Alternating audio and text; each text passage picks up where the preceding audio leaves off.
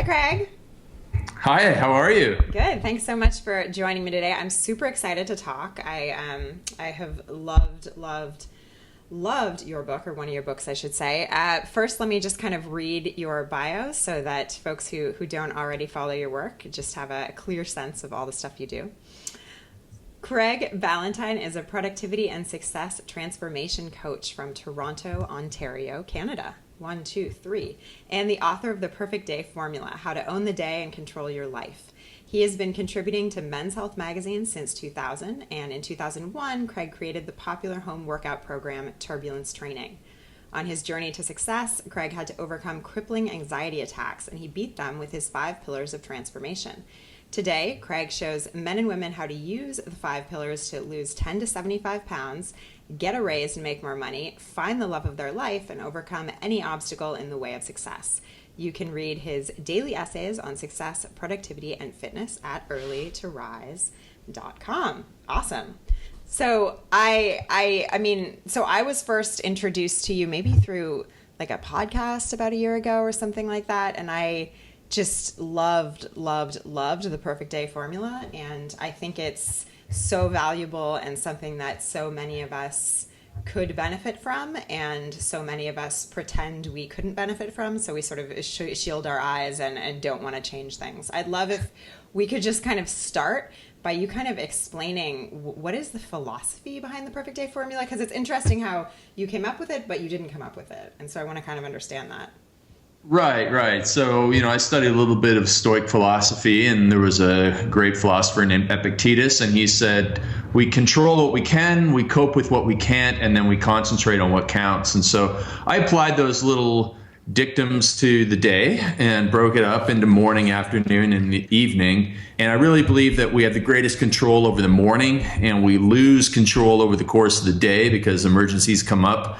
But we really are, almost everyone is working during the day to have more free time at night. I know there's some people that don't work early in the morning, and they have they like to work at night. But in most cases, and especially with people with traditional jobs, is we need to work during the day so we can have family time and hobby time at night and health time at night. So that's really what the book is about. There's a lot of structure to it, and there's a lot of seriousness, but it's all because we want to get people more freedom in the evening so that they can do whatever they want. And it's interesting because one of the big things you talk about is this idea that structure actually leads to freedom, which is kind of a misnomer for many of us. I was just listening to a podcast the other day where someone was saying, they just feel so constrained with the idea of putting structure around their lives. And the other person was saying, hey, wait, stop, think about it. If you put structure around, you can actually sometimes feel more free, which is definitely what you kind of suggest. How does that really work? How does putting structure make us free? Well, I would look at it a couple of ways. So first of all, anybody that drove anywhere today, did you stop at red lights? Of course you did. Of course you did. You stopped at red lights. You stopped at stop signs. Because if there was not that structure in our road system, it would be utter chaos. And if it was utter chaos, which means everyone would have the freedom to do whatever they wanted, it would just descend into madness, and people would not get to where they want to get to safely. And so you also look at this and, you hear about rock stars or rich kids with all the money in the world, they have all this freedom. What happens to those people? Bad stuff, right? Bad stuff. Because in most cases, unless they're like Keith Richards, they manage to get through it. I don't know how he's still alive, frankly. It's amazing. But, you have people who just, all the money in the world, no one says no to them. Like Mike Tyson is an amazing example of that. He had people, he was surrounded by people that they were yes men, and he went broke and bankrupt after $300 million in earnings. And that is what happens when you have nothing but freedom. You drink and drug yourself into oblivion. Now, someone who puts structure into their life, and they're able to get more done and actually build more freedom into their life by actually getting what they want to get done. It makes me think of, I was talking to John Acuff, and he was telling me this story about, which I'd never heard, that I guess Bono, after he does tours or something, then he stays in a hotel by himself for 2 weeks just to sort of come down from being kind of top of the world and just to become a normal person with limits and with structure, which I thought was really interesting. Yeah, I never heard that either. But right, this idea that if we just don't have any limits, what do we do with it? Bad things. Absolutely. So talk about the 3 C's and kind of walk us through what these 3 C's are to create a perfect day for ourselves. Yeah. So again, it goes back to the Epictetus phrase that we control what we can, we cope with what we can't, and we concentrate on what counts. And not only does that apply to our productivity, but it's also really wonderful for taking a load of stress and burden off of us. So many people, we struggle, and me too, we struggle with the comparison problem, and we compare ourselves to others. I don't have as nice of a car. I don't work 4 hours a week. I don't get this. I'm not a tech startup. And we all are looking into our neighbors' backyards and seeing grass is greener on the other side, right? But Epictetus is teaching us, listen, you can't control that. You can't control if someone has an amazing breakthrough in their business, and you can't be bitter about that. You can't lose sleep over it. You can't be stressed out by the fact that someone who is in your college class makes more money than you. So you must let that go. That's really what it's about. Let those thoughts go and focus on only what you can control, which are your thoughts, your words, and your deeds. And this also applies to whether you're a business owner yourself or whether you're an employee. But obviously, you're going to be dealing with other people. And, whether it's a contract worker late with your website or whether it's a boss who's angry, you can't control those people. You can't control what they do. Of course, you can plan ahead and you can make sure that you have great communication in place so that stuff is not late and you know how to deal with a boss who is angry. But you simply cannot control a lot of things. They're outside of your control. The externals, as Epictetus said, we can't focus on them. We must focus, again, only on ourselves.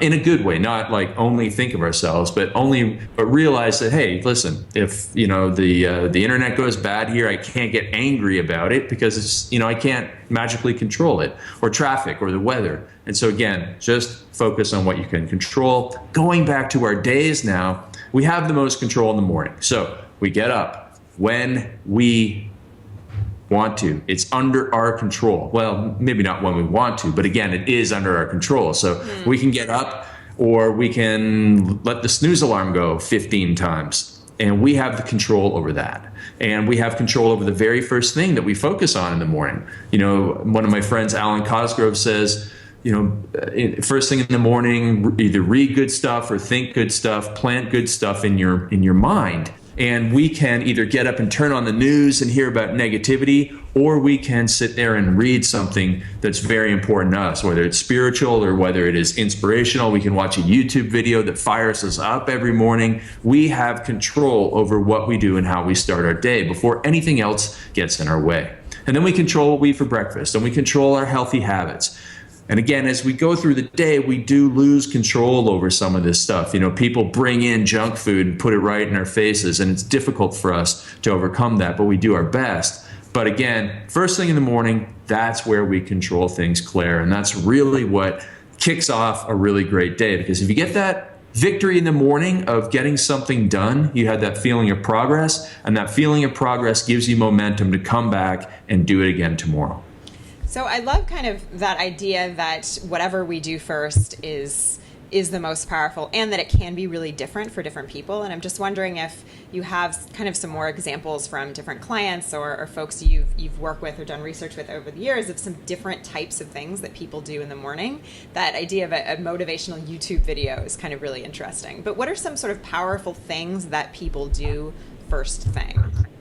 Well, it really depends on what your number one priority is. And one of my friends, Luciano Del Monte, who's a pastor, he taught me this little idea, this little phrase, this little saying that we're all in a season of life.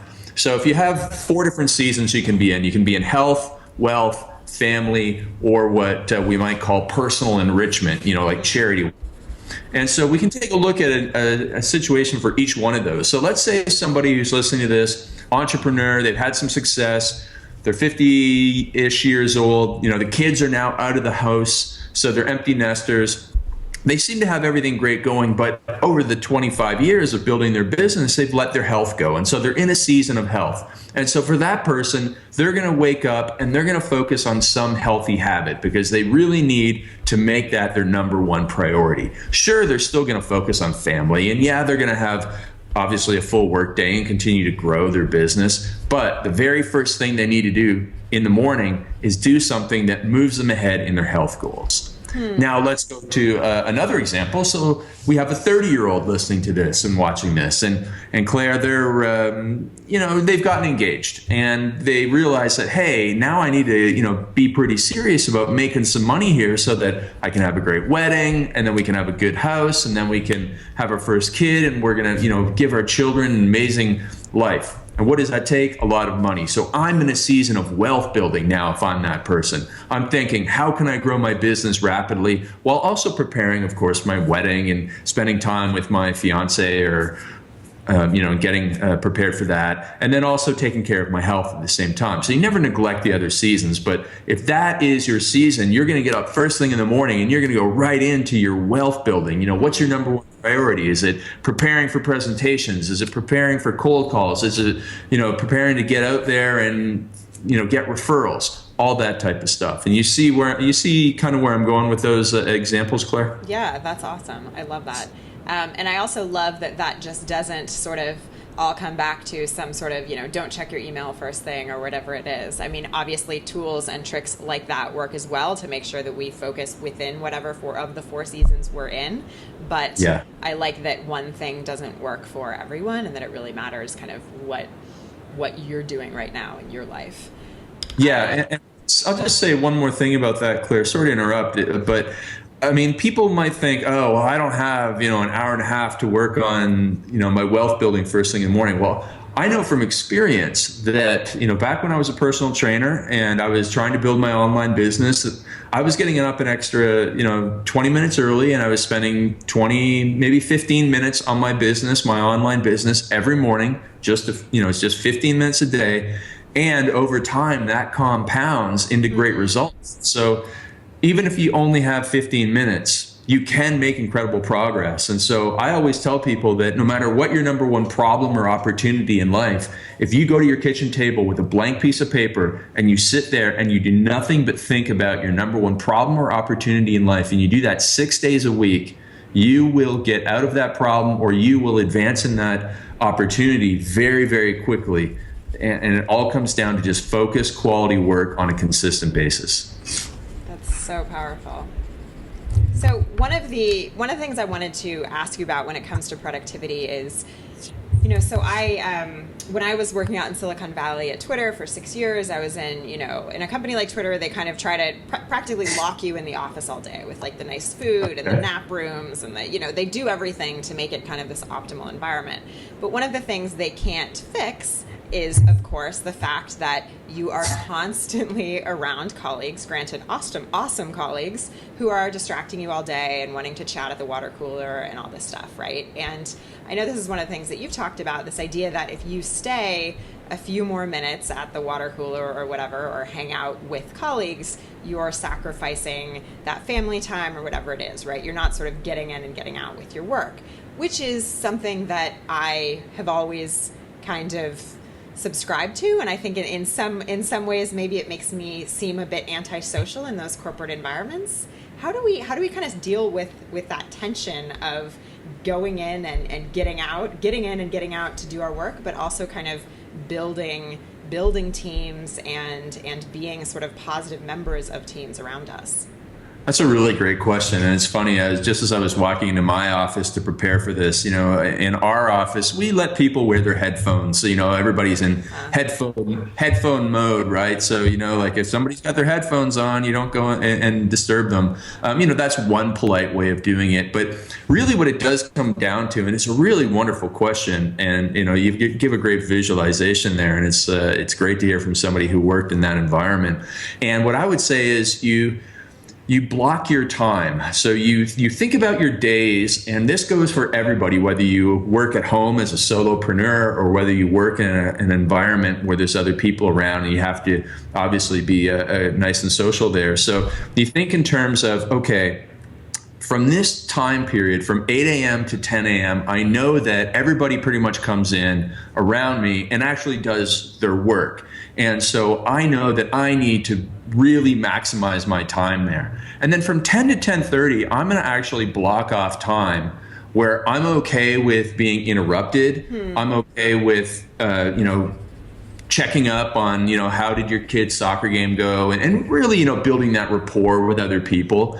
So it is, some people are going to reject this and say, oh, how can you be so structured? But, it's almost like you're ruthlessly, creating these friendships. But yeah, you are. And I'm really glad that you actually picked up on that stuff that I'd mentioned in some of the other interviews in my articles, that we do have this structure in our day so that we can get home on time for our kids. Because for most people, if you ask them, I'm sure that kids would be number one or number two in their priority list. And so you have to look at it that way. Every single minute, whether it's water cooler gossip or whether it is on ESPN watching highlights or, being in a fantasy sports pool, every minute that you spend on that leaves you working overtime because you didn't get your work done on time does steal from your family. And so when people switch that, when they start operating on that system, they do get a better grasp of, okay, I do need to kind of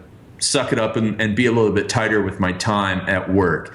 Now, there's other ways that you can also build great rapport with people in your work area, and that is, when you do speak with them, really pay attention. Pay attention to the details. If you know that somebody is really interested in XYZ or loves this type of book, and you stumble across something, say, hey, I found this for you. I know that you're going to get a lot out of it, and you share them a podcast or something, so that you know that they're going to sit there and think, wow, they really care. They're thinking about me. And this is the same sort of thing that anybody can do for any contact, even if you don't work with them. So one of my friends is Joe Polish, and I refer to Joe Polish as the most connected man that I've ever met. I mean, he knows so many people, it's almost overwhelming to him, but he goes so out of his way to connect people. He'll always have other people in mind. He'll have them on his radar and like, okay, I know this person, I know this other person, I'm going to connect them, let them go from there. And if you can be known as that type of person who really is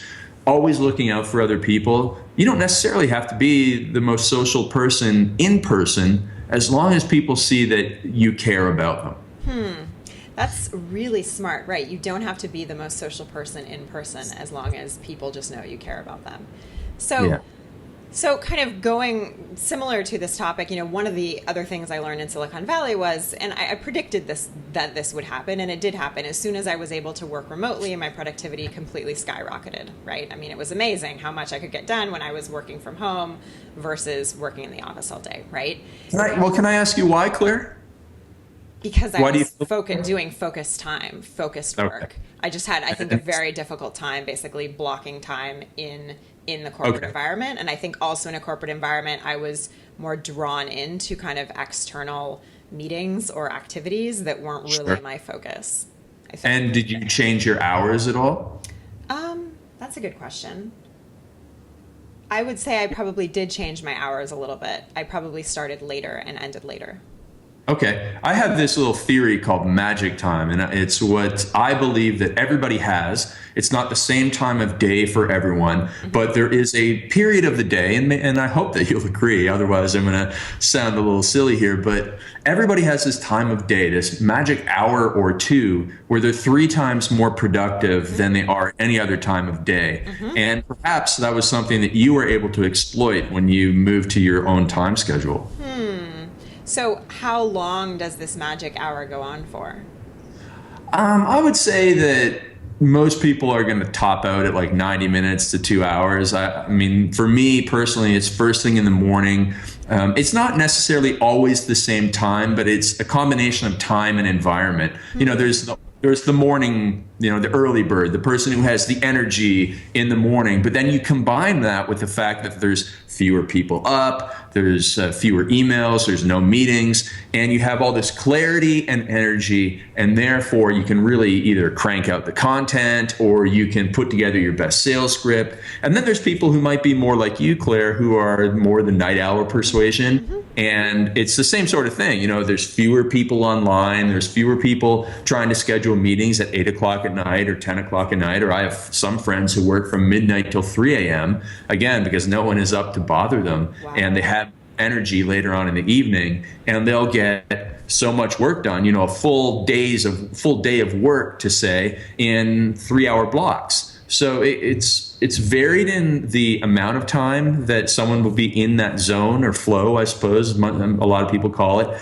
and it varies as to what time of day. Now, if you force yourself, you might be able to be really productive outside of that zone, but it's natural for someone to be really productive at certain times of day. So maybe that's something that has been involved in your increase in productivity. So another question I want to ask you about is, something that I think the book really, really convicted me about was, I, like many people watching this or listening to this, do a lot of travel, right? And I think I've become pretty structured in terms of my work when I'm at home and how I lead my days and how I sort of set my days up for success. But when I travel, it's like a mess, right? But in contrast, you lead this really interesting life where you're in two places a lot of the time, and yet you maintain your schedule, basically, which really honestly seems kind of impossible to me. Can you talk a little bit about how you do it? Yes. And I actually am very proud that I'm able to do that. And unfortunately, and I hope that you don't have to go through this, it does come down to volume. So it's basically, if you travel 30, 40, 50 times a year, you get into the habit. So have you seen Up in the Air with George Clooney? Oh, yes, of course. Right. Okay. Remember when he's packing in his apartment and it's just so methodical and it's almost, it's borderline Dexter-ish, I guess you'd say. Yeah. That's what happens when you go through TSA 30 times a year and you get in the Uber, the cab from your apartment to the airport, and I mean, it's all down to a science. And so I know what snacks to pack and what compartments they're in. I know exactly where the passport goes so that I never lose the passport. And so it's all very robotic.